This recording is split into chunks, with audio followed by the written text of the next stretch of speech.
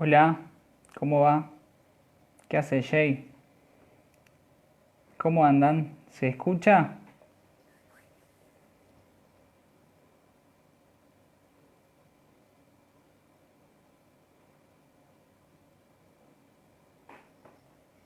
¿Alguien que me confirme si se escucha?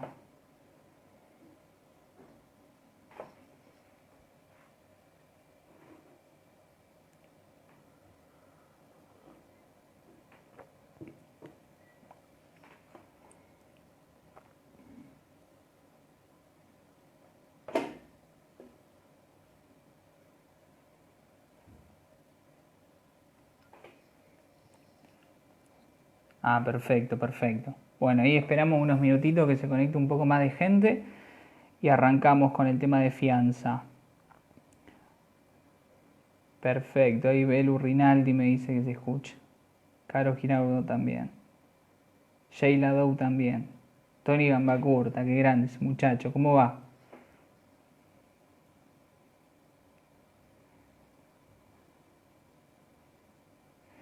Perdonen la demora, tuve un problemita recién para conectar. La primera vez que transmitimos por Facebook, así que si no se escucha o algo, me escriben y freno y vemos cómo lo solucionamos. ¿Ves?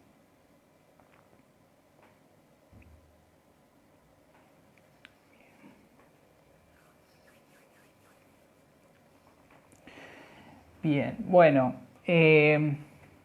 yo iría arrancando un poquito con el tema de fianza. La verdad es que, hola Tonelo, ¿cómo andás? Bueno, vamos a arrancar un poquito de confianza, voy a intentar avanzar lento, cualquier cosa me dicen.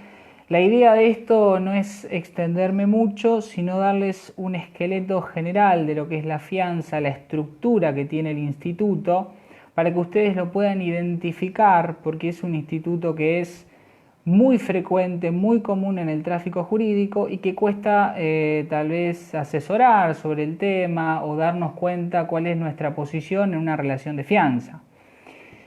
Les recomiendo que agarren un código, siempre es importante, yo soy de recomendar siempre que estas materias se lean primero con el código antes que con los manuales, a veces el código es más claro que otra cosa.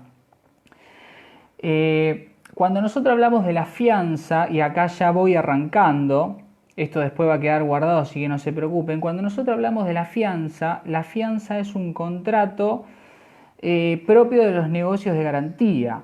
Es decir, es un contrato que se celebra con la finalidad de dar seguridades en orden a un crédito que está existiendo. ¿Por qué digo que es muy común en el tráfico jurídico? Porque lógicamente cuando una persona tiene un derecho, una creencia sobre un deudor, lo más frecuente es que se recurra a un fiador por una falta de confianza que existe actualmente en los vínculos jurídicos de la posmodernidad. Y en primer sentido, la fianza es una garantía de carácter personal. Ustedes seguramente algunos ya han visto derechos reales, otros todavía no han visto tal vez derechos reales, pero la fianza se diferencia de las garantías reales por ser una garantía que recae, es decir, su responsabilidad se extiende a la integridad del patrimonio del fiador. Es decir, quien se constituye como fiador, es decir, yo por ejemplo soy fiador de un deudor X. Yo respondo por la totalidad de mi patrimonio, con la totalidad de mi patrimonio, por esa característica que tiene de ser, por esa característica que no voy a leer más los comentarios porque me van a desconcentrar. Por esa característica que tiene de responder íntegramente. Cuando nosotros hablamos de una garantía real, la diferencia es que se individualiza el bien sobre el cual recae la garantía. Es decir, yo por ejemplo tenemos como garantía real la hipoteca, que recae sobre un bien inmueble individualizado y del cual no puede excederse de esos límites. En el caso de la fianza y como toda garantía personal, el fiador, al igual que el deudor, responde íntegramente con su patrimonio, es decir, con todos los bienes de su patrimonio, más allá que a veces hablamos de una expresión como por ejemplo en los contratos de locación se exigen garantías propietarias. Esto no significa que se esté constituyendo un derecho real, porque tiene formas específicas que la garantía personal de la fianza no requiere. Lo que significa es que lo que se le está pidiendo es una demostración de solvencia. Una vez que se otorga esa demostración de solvencia, el fiador asume de forma personal, es decir, con la integridad de su patrimonio, más allá de haber probado esa solvencia por medio de la tenencia o el dominio, mejor dicho, el dominio, hablando con propiedad, de un inmueble. Y si nosotros definimos la fianza, el código dice que hay fianza cuando un fiador se obliga por otra persona al cumplimiento de una prestación ante el caso del incumplimiento. Y cuando ustedes estudien fianza, inexorablemente van a tener que remitirse al derecho de las obligaciones, sobre todo cuando veamos el tema de la extinción de la fianza. Y bueno, o sea, parafraseando un poquito lo que dice el código, que si bien es importante que lo tengan, a este concepto, yo diría que la fianza también, y a mí en contratos, cuando cursé Derecho de los Contratos, que tampoco fue hace mucho, porque soy muy viejo, me lo enseñaban de esta forma, ¿no? Que había contrato de fianza cuando una persona asumió una obligación por otro y el acreedor de esa obligación aceptaba esta obligación que tiene un carácter subsidiario y un carácter accesorio. Y estos son los dos, no sé si se escucha bien, porque se me fue un poquito la conexión. Bueno, sigo, cualquier cosa, márquenme si no se escucha. Estos son los dos elementos centrales, son los pilares de la fianza, su carácter accesorio y su carácter subsidiario. Hay un montón de cuestiones que ustedes van a sacar del código que tiene que ver con la capacidad, la capacidad para ser fiador, tiene que ver con las partes de la fianza, y me centro, mira, voy a agarrar dos resaltadores para ser claro. Cuando nosotros hablamos, esto es simplemente para que ustedes lo tengan presente, cuando nosotros hablamos de las partes de la fianza, es muy importante saber que hay dos partes, es un contrato bilateral. Si bien yo puedo ser fiador de un sujeto que está celebrando un vínculo de locación de inmuebles, por ejemplo, un vínculo jurídico sobre una locación, no quiere decir que este sujeto sea parte, el deudor de este vínculo sea parte de mi vínculo de fianza. Porque en la fianza hay dos partes, el acreedor de la obligación principal y el fiador. Acá se ve, ahí se ve. Eso es lo importante que ustedes tienen que saber respecto de las partes. Sin embargo, siempre que se analiza en el derecho de los contratos la fianza, se habla de una relación de fianza, que es lo que los lleva muchas veces a los chicos, no sé si ustedes van a rendir escrito o oral, pero siempre les lleva a una confusión el tema de las partes. Cuando nosotros hablamos de una relación de fianza, estamos incluyendo también al deudor principal. Pero esto de hablar de relación de fianza es algo que tengo una especie de delay, pero bueno, no pasa nada. Cuando hablamos de esto de relación de fianza, esto surge por la noción de accesoriedad que yo les nombré al principio de la fianza. Y voy con esto. ¿Qué es que este contrato sea de carácter subsidiario y accesorio? Bueno, lo accesorio ustedes lo estudiaron por segundo año en Derecho de las Obligaciones. Es accesorio lo que sigue la suerte de lo principal, lo que supone la existencia de un contrato principal que es una fuente de derechos y obligaciones y a lo cual se adhiere ese accesorio y sigue esa suerte. Este principio de accesoriedad tiene excepciones, como todo lo que estudiamos en esta carrera tiene sus excepciones que vamos a ver más adelante cuando vemos las clases de fianza. Pero el corazón de lo accesorio es eso, sigue la suerte de lo principal. Y ustedes entonces me dirán, bueno, el principio general es que si se extingue, por ejemplo, una locación, se debe extinguir la fianza que es accesoria de ese contrato principal. Sí, pero no en todos los casos, porque hay excepciones como les dije anteriormente.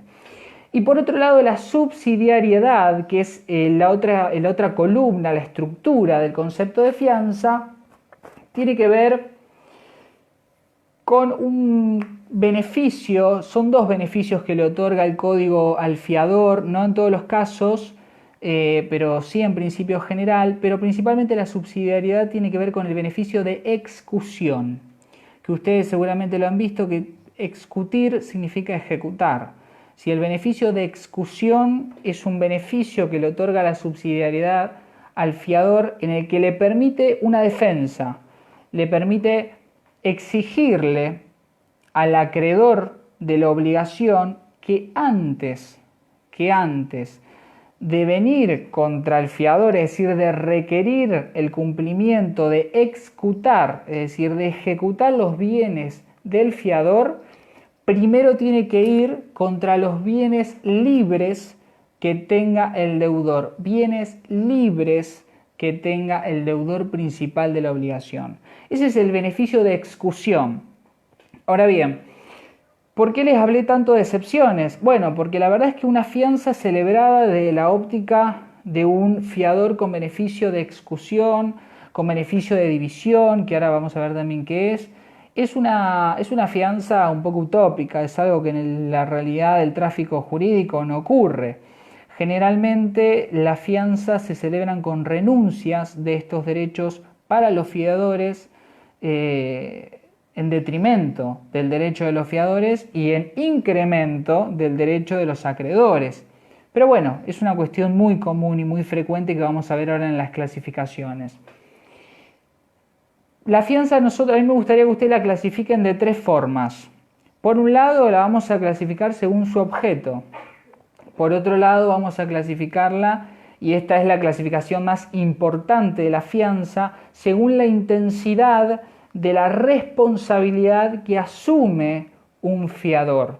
Y por otro lado, según el grado de autonomía que tienen las partes a la hora de contratar, y yo personalmente prefiero arrancar con este último punto para que ustedes, que somos nosotros, ya que somos hijos del Plan 2016, tengamos en cuenta este aspecto que es fundamental en la vigencia del nuevo código, que nuestro código establece tres tipos de contratos, tres clases de contratos. Habla de los contratos paritarios, habla de los contratos de consumo y habla de los contratos de adhesión. ¿Y es gratuita esta diferencia? No, porque el clausulado, las normas jurídicas que nosotros les aplicamos a estos contratos son diferentes. Es decir, si nosotros hablamos de que una fianza se celebra en el marco de un contrato paritario, la intervención del derecho sobre la voluntad de las partes es reducida, es menor. Si nosotros decimos que una fianza se ha celebrado en el marco de un contrato de adhesión, la intervención del ordenamiento jurídico en protección de una parte más débil sin capacidad de negociación es mayor. Atento ahí. Y ustedes más adelante, cuando vean derecho del consumidor, van a ver que hay un sector de la doctrina que habla de la fianza de consumo y habla de aplicar las reglas del consumidor a la fianza de consumo, inclinando la balanza inexorablemente en favor de los consumidores. Por eso las reglas que nosotros le aplicamos a una fianza es muy importante, y cómo nosotros eso después lo discutimos en un tribunal. Porque ustedes me pueden decir, entre un locador y un locatario particulares, ¿es una fianza que se celebra, por ejemplo, entre el fiador del locador? ¿La fianza es en principio paritaria? Y sí, yo diría que en principio es paritaria.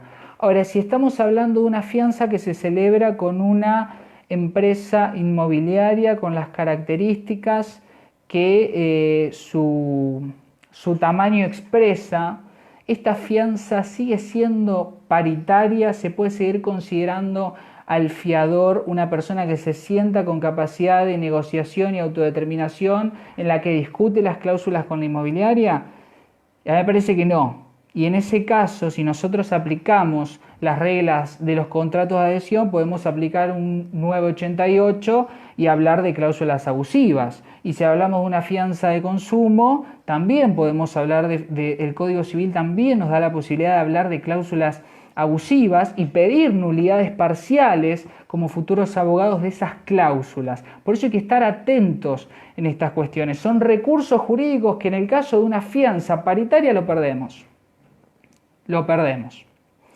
Y esa es la clasificación que nosotros entendemos de la fianza si hablamos del grado de autonomía de las partes. Ahora, si hablamos del objeto de la fianza, ahora principalmente la diferencia recae sobre dos aspectos. La fianza especial es la más frecuente de todas, pero también existe la fianza general.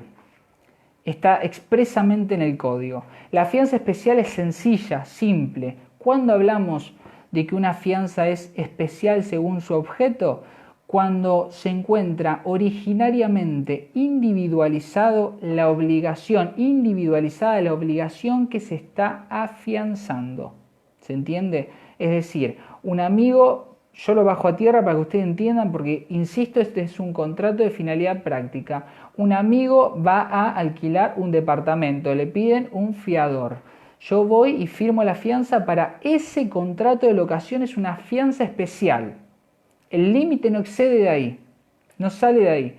En cambio, la fianza general en la clasificación del objeto ya tiene que ver, el Código Civil dice, si mal no recuerdo, que es válida la fianza general celebrada sobre obligaciones actuales o futuras, incluso indeterminadas. Esto es importante, incluso indeterminadas, que quiere decir, no han nacido, no sabemos cuándo van a nacer, pero creemos que van a nacer estas obligaciones. Y ustedes van a decir, ¿quién se obliga como fiador de obligaciones futuras indeterminadas? Es decir, ¿quién presta su patrimonio para afianzar obligaciones que no sabe cuándo van a surgir, cómo van a surgir? Bueno, el código le da dos previsiones a este fiador, dos límites que son protectorios del fiador. En primer lugar, un monto máximo. Le dice, la fianza general se puede celebrar en estas condiciones cuando se establezca un monto máximo. Por ejemplo, yo voy a ser fiador general hasta el monto máximo de 1.000.000 de pesos, por ejemplo. ¿Y por qué le utilizo estos montos altos? Porque la fianza general es un contrato de uso frecuente del ámbito bancario. Es decir, nosotros los particulares no celebramos fianzas generales. Eso lo celebran generalmente los bancos cuando otorgan una cuenta corriente a una pequeña y mediana empresa, cuando otorgan una chequera. En ese sentido, le otorgan a su cliente creditorio la posibilidad de indeterminadamente hacer surgir obligaciones respecto de esa cuenta corriente. Esto ustedes lo van a ver en el derecho comercial o derecho de la empresa y del mercado, pero es muy importante porque no se está celebrando el contrato porque se confía en el deudor, se está celebrando el contrato porque hay una entidad financiera detrás que otorga una fianza general y que va a responder por las obligaciones futuras que nazcan de esos vínculos jurídicos. No sé si voy siendo claro, si hay alguna duda hasta acá, me pueden ir frenando. Se me está enfriando el café, perdón. Por ahí estoy yendo rápido, que también puede ser. Pero bueno, sigo, cualquier cosa me frenan, si no las dudas las respondemos al final. Esa fue, ya dividimos a la clasificación de la fianza por objeto y también la dividimos por el grado de autonomía. Recuerden la importancia de cada una de estas clasificaciones, porque esto no es doctrinario. Yo no soy partidario de enseñarles a ustedes, enseñarles, quien quiere, ¿no? Enseñar, ¿no? Pero no soy partidario de bajarles a ustedes algo absolutamente doctrinario. Me parece que el derecho tiene una finalidad absolutamente práctica. Por eso les doy la finalidad práctica, es decir, ¿cambia si la fianza es de consumo, de adhesión o paritaria? Absolutamente. Como futuros abogados se discute diferente en un tribunal según la característica de la fianza. Y si es especial o general también. Y de hecho, algo más que les agrego de la fianza general, el código establece un límite de tiempo de hasta 5 años de vigencia y de hasta 5 años de vigencia de esta fianza general desde el momento en que se otorga. Le da un plazo de hasta 5 años de vigencia, salvo que se vuelva a prestar el consentimiento del fiador para con el acreedor. Y esto es fundamental, esto del consentimiento del fiador, porque Ahora estamos pasando un contexto bastante especial en el que los plazos, ustedes creo que no han visto derecho procesal, pero lo van a ver más adelante, los plazos están pasando un momento álgido, no muy común, los plazos no están corriendo de la forma normal, hay una suspensión que rige para muchos plazos y hay una particularidad que tiene la fianza, que siempre para renovarse requiere sí o sí el consentimiento nuevamente del fiador. Es decir, si vos querés seguir con un vínculo jurídico que yo como fiador y con mi patrimonio estoy garantizando, tenés que consultarme para que yo con el acreedor vuelva a firmar. Porque no se puede automáticamente volver a reconducir ese vínculo de fianza. No lo permite nuestra legislación civil. Pero hay una cuestión ahora que tiene que ver con una legislación de emergencia, que se debe a un decreto de necesidad de urgencia que está vigente y que lo vamos a ver ahora cuando hablamos de el grado de la intensidad, el grado de intensidad que asume el fiador respecto de determinadas obligaciones. Y esta es tal vez la clasificación más importante de la fianza, porque es la más utilizada frecuentemente, la más individualizada dentro del tráfico jurídico, y tiene que ver con que la fianza, según el grado de intensidad de lo que asume el fiador, se divide en tres. Una fianza simple y pura, le dicen algunos, que es una fianza que a mi criterio jamás vi en la práctica, o sea, es una fianza que no es común, no es frecuente. La fianza solidaria es otra característica que es un poco más frecuente, y la más frecuente de todas, lamentablemente, y la más gravosa para los derechos del fiador, que es la fianza, entre comillas, con cláusula de principal pagador. ¿Y por qué digo fianza entre comillas? Porque la doctrina del derecho de los contratos discute el reconocimiento de este contrato, de este tipo de fianza como realmente una fianza. ¿Y cómo ustedes van a diferenciar estas tres clasificaciones de fianza según la intensidad? Bueno, según los derechos que tenga el fiador. Eso es lo más importante, porque el contrato de fianza nosotros lo tenemos que analizar mirando a la persona del fiador y los derechos que tiene el fiador en un determinado vínculo. Dijimos que tiene un beneficio de excusión. Ya expliqué qué es el beneficio de excusión. Bueno, el Código Civil también habla de un beneficio de división, que es un poco estéril explicarlo porque la verdad que estoy seguro que lo han entendido. Pero el beneficio de división tiene valor operativo desde el momento en que hay una multiplicidad de fiadores. Es decir, yo como fiador puedo hacer uso del beneficio de división cuando hay varios fiadores que responden por el monto de una obligación y cada uno responderá gracias a este beneficio por una parte que ha asumido al momento de celebrar el contrato. Lo cual esto es importante también, porque el contrato de fianza es un contrato bilateral, es un contrato consensual, de modo tal que cuando yo celebro un contrato de fianza con varios fiadores, en ese momento el beneficio de división cuando se establece con cuánto responde del monto total de la obligación cada uno de los fiadores. Espero estar siendo claro y espero no estar yendo rápido, que a veces peco de eso, de ir un poquito rápido. Si hay alguna duda, me la dejan ahí abajo. Pero bueno, seguimos entonces. Esta fianza la primera fianza que les nombré, según la intensidad de la obligación asumida por el fiador, es la pura y simple. La fianza simple es, como les dije, la menos frecuente y es la menos frecuente porque es la que más protege los derechos de los fiadores. En tanto tiene estos dos beneficios que les mencioné. El fiador que celebra, que consiente una fianza de carácter simple tiene el beneficio de excusión como también el beneficio de división. Y el beneficio de división es importante, como les dije, en tanto haya pluralidad de fiadores, pero a los fines prácticos el beneficio de excusión es fundamental, porque el hecho que yo como fiador le pueda decir a un acreedor, ponerle un freno y decirle, antes de venir a mí a requerirle a mi patrimonio que yo pague esa deuda garantizada, tenés que intentar ejecutar todos los bienes libres que tenga el deudor afianzado. Y esa es una característica pura. Ahí Martínez Liliana dio su... ¿Cómo está, Liliana? Ahí es una característica pura y exclusiva de la fianza simple.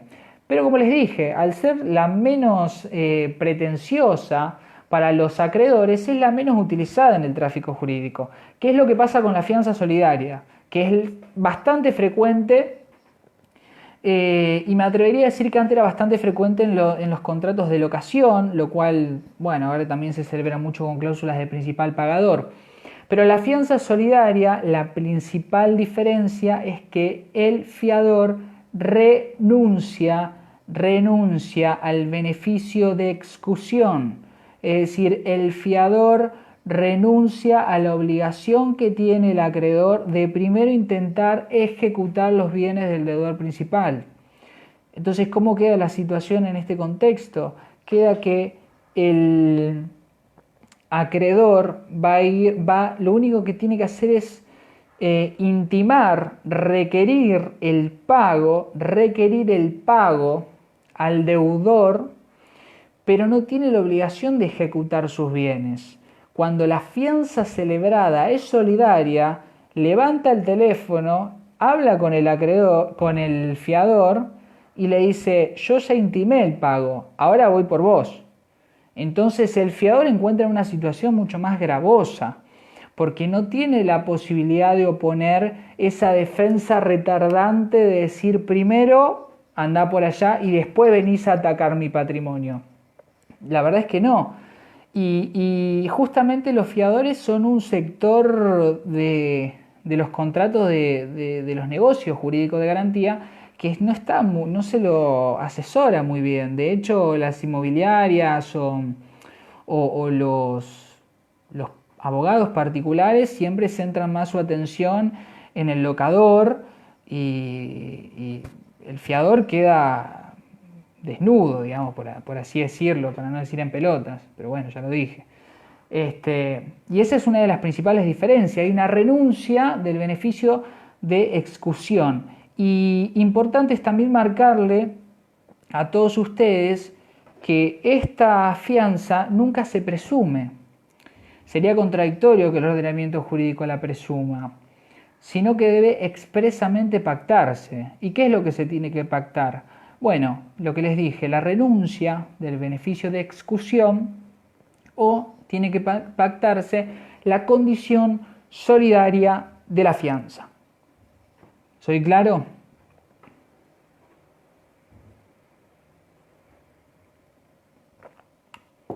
O la condición solidaria de la fianza. Bueno, y la tercera clasificación que tiene la fianza según la intensidad es la cláusula del principal pagador, que es el aspecto que ustedes tienen que manejar excelentemente si presentan fianza, y les explico por qué. La cláusula del principal pagador tiene una discusión doctrinaria interesante en el cual un sector del derecho de los contratos dice que esto no puede ser considerado una fianza porque hay una desnaturalización de los derechos del fiador. Es decir, hay una renuncia muy importante que no sucede en las otras clasificaciones, que es la renuncia de la accesoriedad. Yo arranqué esta clase diciéndoles que la fianza tiene la característica de ser accesoria, es decir, yo celebro una fianza para accesoriar, para garantizar un vínculo jurídico aparte. Para eso lo celebro, y eso nos lleva a un supuesto de conexidad contractual, nos lleva a entender que los efectos de las relaciones de fianza son, por un lado, entre acreedores y entre fiadores, y después hay efectos entre el fiador y el deudor principal. Digamos, entender la relación de fianza como algo complejo en el cual los efectos se van irradiando entre este cúmulo de contratos, que a veces son 3 contratos, a veces son 2, a veces son más, es algo que exclusivamente surge de la accesoriedad. Es decir, esta accesoriedad irradia esa relación de conexidad. Ahora, en la cláusula de principal pagador, y por eso es que se discute si realmente esto es una fianza, y esto es muy interesante cómo lo analiza el doctor Hernández, titular de la cátedra de contratos, creo que es la cátedra A, y hace una crítica de cómo puede ser considerada una fianza algo donde se renuncia el beneficio de accesoriedad, el beneficio, la característica estructural de la accesoriedad del contrato de fianza. ¿Y cuáles son los efectos que tiene esto? Bueno, el código es claro. Si ustedes leen el artículo de la cláusula del principal pagador, el código es realmente muy claro cuando dice que quien asume una obligación como principal pagador, por más, esto es clarísimo, por más que se autodenomine fiador, se rige ese vínculo con las reglas de las obligaciones solidarias. Es decir, el código lo dice, es un codeudor solidario. ¿Qué es un codeudor solidario? Alguien que responde por el todo como si la deuda fuera propia. Es decir, el fiador que es, vuelvo a decir, fiador entre comillas, que es principal pagador porque así ha consentido una cláusula de ese estilo, asume la deuda como propia y responde por el todo sin necesidad de que se llame, que se comunique, que se intime, ni que se le requiera el pago al deudor principal de la obligación. Les pongo un ejemplo, es muy común en los contratos de locación de inmuebles. Si yo soy principal pagador, voy a decirles, yo soy principal pagador de un vínculo contractual de una locación y soy, bueno, como les dije, en estas condiciones de principal pagador, y hay un vencimiento del plazo, porque esto es importante, debe vencerse el plazo, y este deudor principal no ha cumplido con la obligación, el acreedor se comunica directamente con el fiador, no tiene que ni siquiera requerir el cumplimiento, porque ya, como justamente les dije, no soy técnicamente un fiador, soy un codeudor solidario, la deuda es también propia y la asumo por el total. Entonces, en términos de tiempos jurídicos es muy importante esta situación, porque el fiador queda muy desprotegido, queda en pelotas, o sea, queda directamente al ras del fuego del acreedor. Y justamente esto pasa por una cuestión de que muchas veces estos contratos no se discuten, por eso les dije que pueden ser contratos por adhesión, que presten atención cuando tengan un trabajo práctico, cuando estén ejerciendo. Estos contratos no se discuten y los fiadores no son asesorados sobre el margen pequeño de derechos que les queda cuando asumen la obligación como principales pagadores. No sé si se va entendiendo esta clasificación que es la más importante de todas. Igual me advirtieron que no hay mucho feedback en este sentido porque sale tarde la transmisión, como que llega tarde. Así que bueno, seguramente yo ya esté 30 segundos más adelantado cuando ustedes me respondan. Pero bueno, y otra consecuencia, y sigo con el tema del principal pagador, otra consecuencia que tiene esta ruptura de la accesoriedad, esta ruptura de la conexidad contractual, es que esta vieja regla que decíamos de que sigue la suerte de la obligación principal, acá no aplica más, no existe más. Es decir, imagínense lo loco y lo gravoso que es esto para los fiadores, que cuando yo asumo como principal pagador y he asumido una deuda como propia, si se extingue la obligación principal o hay una nulidad parcial de la obligación principal, la fianza sigue vigente. Lo cual es algo jurídicamente loquísimo. No tiene mucho sentido en absoluto.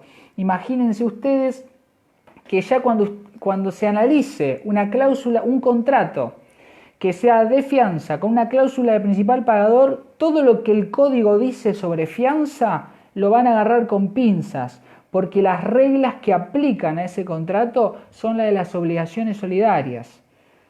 Ya que vamos a desplazarnos a esa parte de obligaciones solidarias y vamos a analizar el vínculo en esas circunstancias, de modo tal que si mi cliente, que era fiador, principal pagador, estaba afianzando una obligación que fue nulificada, por ejemplo, mi cliente sigue siendo un deudor solidario y tiene que responder por esa deuda que cayó porque se ha roto la conexidad contractual. La accesoriedad del vínculo de la fianza se perdió. Por eso háganse una idea de lo complejo que es en este sentido. Y bueno, no me quiero olvidar de nada. La verdad es que yo les quiero bajar, como les dije, la fianza en su estructura esquelética, lo central, lo que ustedes van a ver el día de mañana en el ejercicio de la profesión y sobre todo que ustedes puedan ver, porque hay cuestiones, por ejemplo, sobre la extensión de la fianza, sobre la forma, que si ustedes agarran el código, y estoy seguro que son personas muy capaces, por eso están en esta altura de la carrera, lo pueden ver tranquilamente por ustedes mismos. La extensión de la fianza, que la fianza tiene un límite, sí, el código establece un límite que es la máxima onerosidad que ha asumido la obligación principal. Es decir, el fiador puede asumir una fianza por menos, sí. ¿Puede asumir una fianza mayor que la obligación principal? No, porque de orden público es una norma del Código Civil que dice no, el límite es la onerosidad máxima de la obligación principal. Respecto de la forma, la fianza es un contrato de forma escrita. ¿De forma escrita para su validez? No, es un contrato de forma escrita para su eficacia, es decir, formal, no solemne. Si no se celebra de forma escrita es nulo, no, lo es para su eficacia. Atentos con eso. Eso es una cuestión absolutamente protectoria del fiador, que quien otorga un instrumento de fianza tenga la prueba de hasta dónde, es decir, los límites extensionales de las obligaciones asumidas o afianzadas, podríamos decir. Y una vez dadas las clasificaciones de la fianza, explicada también para mí la más importante de todas, los leo si hay alguna duda, si no estoy siendo claro, si estoy yendo rápido. Estoy prestando atención, así que aprovechen ahora. Una vez dado esa cuestión, me parece interesante que analicemos un aspecto respecto de los efectos de la fianza, que si bien no voy a entrar exclusivamente en los efectos, como le dije, la fianza cuando se celebra de forma simple, pura, cuando se mantiene su accesoriedad, la fianza es un contrato que tiene la característica de generar una relación de conexidad contractual. Esa relación de conexidad contractual ustedes la tienen que analizar hoy en un marco especial, que es en la vigencia de una legislación de emergencia, en realidad no de legislación de emergencia, podríamos decir de derecho de emergencia. Ustedes saben que actualmente rige en la República Argentina un decreto que ha afectado, por ejemplo, y vuelvo al ejemplo de las locaciones, pero este ejemplo es realmente muy claro porque el decreto tiene un capítulo que refiere a la fianza. Hay un decreto vigente, un decreto de necesidad y urgencia, que es un decreto de necesidad y urgencia, es un decreto que tiene la fuerza material de la ley, que rige desde el momento de su sanción y de que se promulgue y se da publicidad. Simple. Ha afectado todos los vínculos jurídicos contractuales que se han celebrado, ya sean locaciones, ya en lo que sea, y sobre todo en locaciones de inmuebles, porque afecta directamente, está dirigido a esa cuestión. Hay un montón de fiadores que quedaron en el medio, digamos, porque han afianzado vínculos que se estaban extinguiendo, que se van a extinguir, o que se extinguieron, o los estaban ejecutando, lo que fuera. Estos vínculos que se fueron celebrando, ustedes saben que perdón, tengo un frío. Ustedes saben que en la locación hay una cuestión que es la imposibilidad de la tácita reconducción. Es decir, el Código Civil y Comercial dice que no hay tácita reconducción en nuestro régimen jurídico. ¿Qué quiere decir? El contrato automáticamente no se extiende, no se prorroga solo. Es decir, no se reconduce a un nuevo vínculo jurídico de forma tácita. No existe en nuestro régimen jurídico eso. Pero sí responde nuestro ordenamiento a una necesidad fáctica que se daba muy comúnmente en los contratos de locación, que tenía que ver con una situación en la que una vez vencido el contrato, el locador y el locatario seguían jurídicamente vinculados no, sino fácticamente vinculados, y el Código Civil le da una respuesta a eso diciendo que sin haber tácita reconducción, hasta que no exista una interpelación fehaciente de una de las partes requiriendo la restitución de la cosa, es decir, el inmueble locado, la relación se mantiene. No en términos jurídicos, pero sí en términos de hecho, es decir, no dando lugar a la configuración de un incumplimiento. Muy bien, supongamos que yo tengo una locación que ya lleva 2 años, tengan atención, que ahora está, creo que ya se ha publicado la nueva, sí, a partir de hoy rige la nueva ley de alquileres. Supongamos que yo tengo una locación en la que se ha extendido, es decir, se ha vencido el plazo, pero yo no sigo de palabra con el locador, manteniendo el inmueble, yo sigo viviendo acá, sigo teniendo esa tenencia. Y bueno, ¿qué pasa con el fiador? Es decir, el tercero que ha afianzado este vínculo jurídico, el tercero que puso su patrimonio para garantizar mis eventuales incumplimientos, ¿qué pasa con esa persona? Bueno, lo que en principio general nosotros tenemos que saber es que para que la fianza se extienda, esto es fundamental, para que la fianza se extienda es necesaria el consentimiento del fiador para extender su responsabilidad. Es decir, el fiador le va a decir a mi acreedor, es decir, le va a decir a mi locador, escúchame, yo celebré un contrato con vos para afianzar una obligación del 2015 al 2017. Ahora que estamos en el 2018, esto es un ejemplo muy burdo, yo ya no afianzo más eso. Y la ley protege al fiador en ese sentido. Le dice, la extensión de la responsabilidad del fiador no se puede automáticamente reconducir. Requiere de volver a prestar el consentimiento del fiador, lo cual es muy bueno porque se lo protege en su patrimonio y en lo que está garantizando. Ahora, esta legislación de emergencia ha hecho un cambio ahí. ¿Y por qué ha hecho un cambio? Porque si la fianza se extinguió, por más que fácticamente la locación siga vigente, ¿qué es lo que está ocurriendo? El que está en riesgo ahí es el acreedor, es el locador. ¿Se entiende? El fiador no, es el locador el que corre el riesgo del incumplimiento y de una posible eventual insolvencia del deudor o lo que fuere.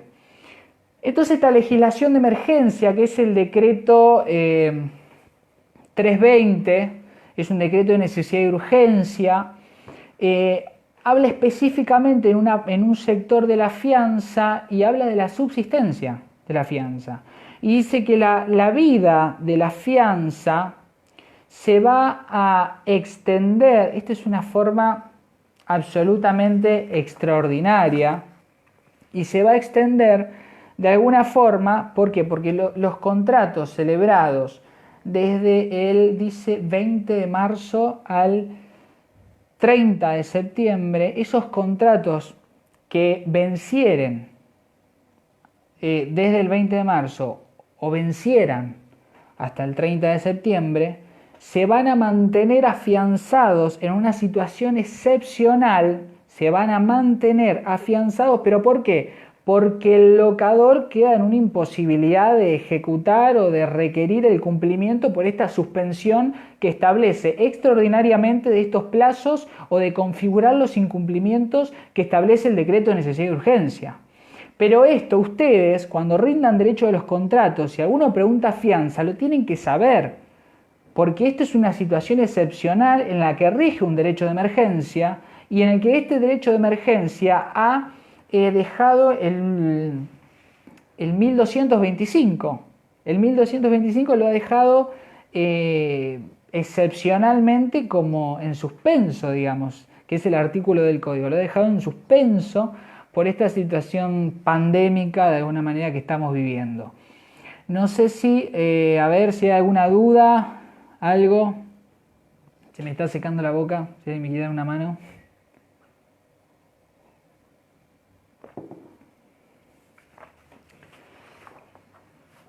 No sé hace cuánto estoy hablando, no sé si fui rápido, he perdido un poquito la noción del tiempo. Espero que haya salido bien. No terminamos, no se preocupen, no terminamos. No sé si los ejemplos han sido claros,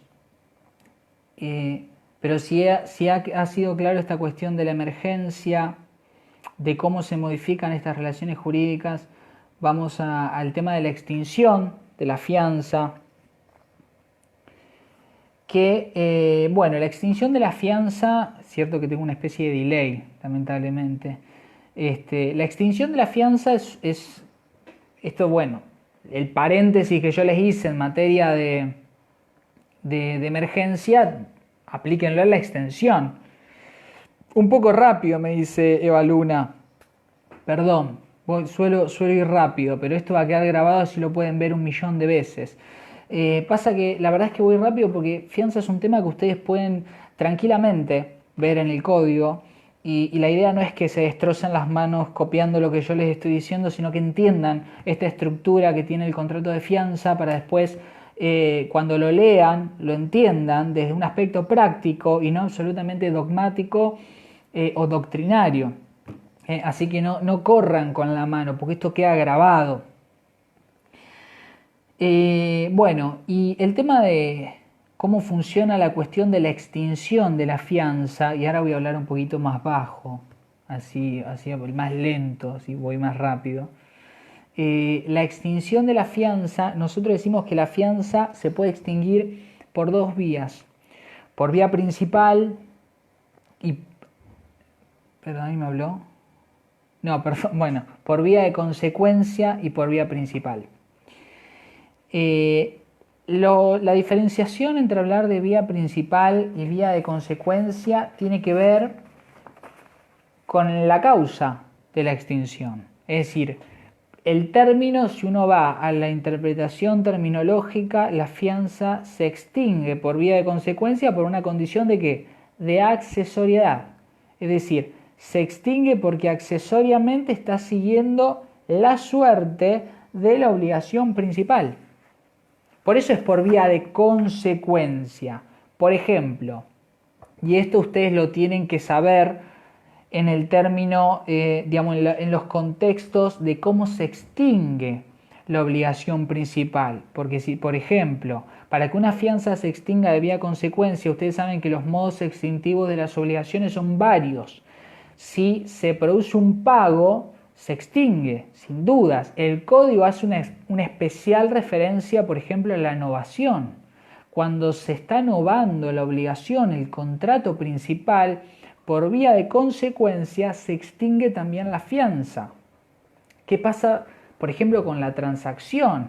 Bueno, con la transacción hay toda es una gran cuestión, pero cuando se están transando derechos dudosos, derechos litigiosos, en este sentido, para que por vía de consecuencia se extinga la fianza, no se debe requerir el consentimiento en esa transacción del fiador. Ahora, si el fiador, por ejemplo, es citado a esa transacción, se lo invita, se le dice, mira, escúchame, nosotros estamos transando esta situación, ustedes han estudiado la transacción, yo creo que este derecho es así, bueno, él me da hacemos como un tatetí, no es un tatetí, es como un canje de derechos. ¿Qué es lo que ocurre ahí? Bueno, si el fiador presta consentimiento a seguir afianzando un vínculo, no se extingue. Caso contrario, sí se extingue la fianza, por vía de consecuencia. Si ustedes para delimitarlo tienen que ir a la causa. ¿Cómo se extingue esta fianza? Bueno, si siguió la suerte de algo principal, es una vía de consecuencia. Teniendo en cuenta la inexistencia de la accesoriedad que le hablé de la cláusula del principal pagador. ¿Sí? Ahí sigo. Hace un frío, chicos, el café se me hizo café helado. Pero bueno. Y después tenemos métodos propios de extinción de la fianza que regula el código, que estos son clarísimos. Es decir, podemos hacer una reflexión general, pero está en el 1591. Y estos son la vía principal de extinción de la fianza. La vía principal son métodos propios de extinción que tiene y no únicamente generales de las obligaciones. Por ejemplo, la vía principal, el código, ahora acá me marqué el artículo, pero se habla de la ausencia de privilegios o derechos que originariamente tenía el fiador y que por el accionar, digamos, por las acciones que ha cometido el acreedor, el fiador pierde esos privilegios en ese vínculo de contratos y ahí la fianza se extingue. ¿Por qué? Porque yo he afianzado una obligación bajo los términos de determinadas condiciones, bajo estas reglas. Si el acreedor ha practicado acciones que me han hecho perder, por ejemplo, esos privilegios, la fianza se extingue por vía principal. Esto es también una situación muy frecuente que poco se le dice a los deudores, perdón, a los fiadores, poco se los asesora en este sentido, que tiene que ver con la situación de inseguridad jurídica que se genera en el momento que se configura un incumplimiento de pago, y cuando se configura el incumplimiento, el acreedor no requiere el pago al deudor. Cuando se configura este incumplimiento, el fiador queda en una situación, es como que imaginen un fiador acá, mirando una situación obligacional en la que el deudor no paga, el acreedor no requiere y el fiador queda en el medio como diciendo, o sea, ¿me van a pedir a mí? ¿No me van a pedir? ¿Me meto? ¿No me meto? ¿Qué pasa acá? Bueno, en ese caso la ley le da un plazo de 60 días para requerir al acreedor el cumplimiento del pago. Es decir, si el fiador le requiere al acreedor que le requiera al deudor el pago y no se cumple eso por el plazo de 60 días, por una especie de ausencia de acciones, de falta de movimiento del mismo acreedor, el fiador se va, se extingue la fianza por vía principal. ¿Esto por qué? Porque es una cuestión protectoria del fiador. Si el fiador queda en el medio, metido en una situación de stand-by hasta que reclamen, no, la ley da 60 días de plazo. No se reclama en esos 60 días, extinguida la fianza. También la extinción de la fianza habla, al final no sé, no encontré el artículo, pero bueno. Al final la fianza habla, por ejemplo, en cuanto a la fianza general, el 1591 da un supuesto de vencido el plazo de los 5 años sin que hubieran nacido las obligaciones indeterminadas que se habían, o futuras determinadas, que fueron la causa fuente de esa fianza general. Vencido esos 5 años, cae también esa fianza por vía principal.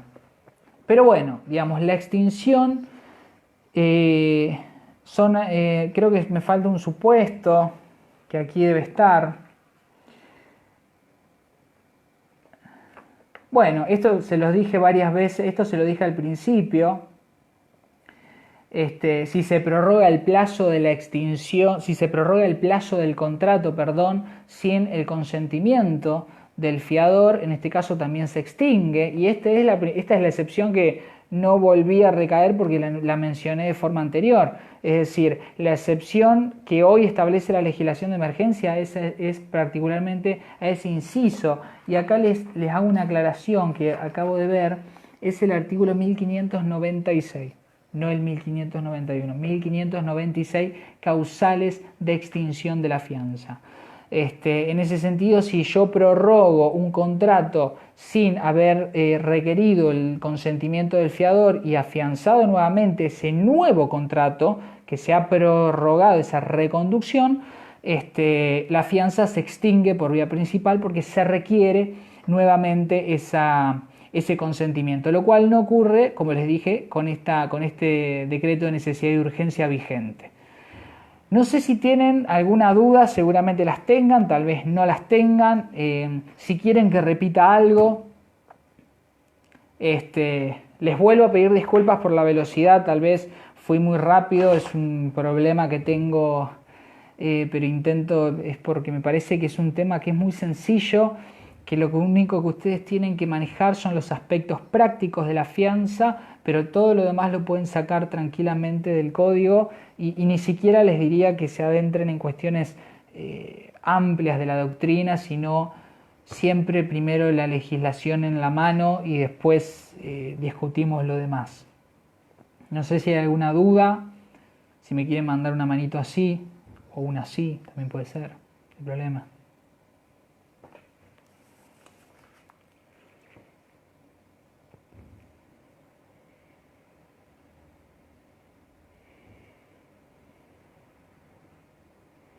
También creo que he sido rápido porque he visto algunos vivos de Facebook en los que por ahí cuesta como arrancar, ¿vieron? Es como que se vuelve todo muy lento y por ahí es mejor hacerlo rápido, no sé, es una apreciación personal, no me den pelota. Pero bueno, si no hay dudas, igualmente las vamos a responder en el grupo de WhatsApp. Hay determinadas pequeñas cosas que no he mencionado, como por ejemplo algunos efectos de la fianza entre el fiador y el acreedor, o del fiador y el deudor. Hay posibilidades de embargarlo, es decir, la subrogación, es decir, si yo pago la deuda de un deudor afianzado, me subrogo en los derechos del fiador. Todo eso está, pero está en el código, es un artículo de este tamaño, digamos, no tiene sentido que yo me adentre en esas cuestiones. Lo que sí deben saber es que esas condiciones en la fianza de principal pagador se pierden con la accesoriedad. Pero todo lo demás, no hay nada que ustedes no puedan ver después en el código y detenidamente y marcarlo, que tienen que ver con las acciones de los, que son propias de los efectos entre cada una de las partes. Y que la verdad que mencionárselas ahora, repetirles el código, no tiene sentido, les haría perder el tiempo porque es algo que pueden leer por ustedes mismos. Bueno, si no hay dudas, no sé cuánto tiempo ha sido, espero que haya sido un tiempo razonable. Gracias por escuchar, gracias a los chicos de DNI por invitar. Y les mando un abrazo, les mando mucho éxito. Estudien siempre esta materia desde el código, estudien contratos del código, las preguntas de la materia salen del código. Por más allá que lean doctrina, la doctrina siempre forma, pero lean del código. Los códigos son la excepción, el rengloncito pequeño que después va al examen escrito, oral, lo que sea. Es una materia que es extensa, no es compleja, es larga. Y lo importante es mirar la codificación y encontrar la excepción que se puede llegar a preguntar en un hilamiento fino de las preguntas. ¿Sí? Bueno, chicos, les mando un abrazo y muchísimo éxito cuando rindan esta materia. Chao.